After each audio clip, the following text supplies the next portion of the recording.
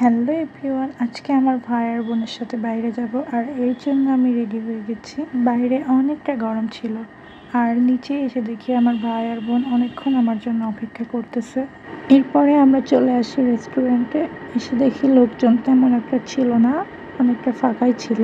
এরপর আমার ভাইকে বললাম খাবার অর্ডার দিয়ে আসতে, খাবার অর্ডার দিয়ে আসলো। আমরা অপেক্ষা করতে লাগলাম। তারপরে এই তো আমাদের 3 জনের খাবার চলে এসেছে।